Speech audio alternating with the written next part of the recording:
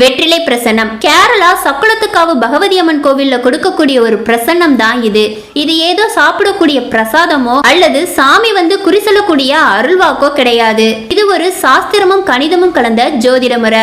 ஒரு டாக்டர் எப்படி நம்ம நாடியை பிடிச்சு நம்ம உடம்புல இருக்கக்கூடிய பிரச்சனைய சொல்றாரோ அதே மாதிரி ஒரு வெற்றிலையை வச்சு நம்ம வாழ்க்கையில நடக்கக்கூடிய பிரச்சனைய அக்யூரேட்டா சொல்லக்கூடிய ஒரு முறை தான் இந்த வெற்றிலை பிரசன்னம். இந்த வெற்றிலை பிரசனத்தை பார்க்க ஒரு தாம்பாள தட்டுல வெற்றிலை, பாக்கு, காசு இது மூணுத்தையும் வச்சு அங்க இருக்கக்கூடிய நம்பூதிர்கிட்ட கொடுக்கணும். நீங்க உங்க வாயை திறந்து உங்க பிரச்சனைய சொல்லவே வேண்டாம். அந்த வெற்றிலையுடைய எண்ணிக்கை, அதுல இருக்கக்கூடிய நரம்பு, அந்த வெற்றிலை இருக்கக்கூடிய பொசிஷன், இதை வச்சே உங்க பிரச்சனை என்ன, அந்த பிரச்சனை எதனால வருது அப்படிங்கறத பாயிண்ட் டு பாயிண்டா அப்படியே எடுத்து சொல்லிடுவாங்க.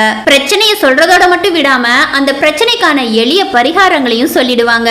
சோ இனி யாராவது கேரளா சக்குளத்துக்காவு பகவதி அம்மன் கோவிலுக்கு போறதா இருந்தா அந்த கோவில போய் அம்மனை தரிசிச்சுட்டு அங்க நடக்கக்கூடிய இந்த வெற்றிலை பிரசனத்தை ஒரு முறை ட்ரை பண்ணிட்டு வாங்க.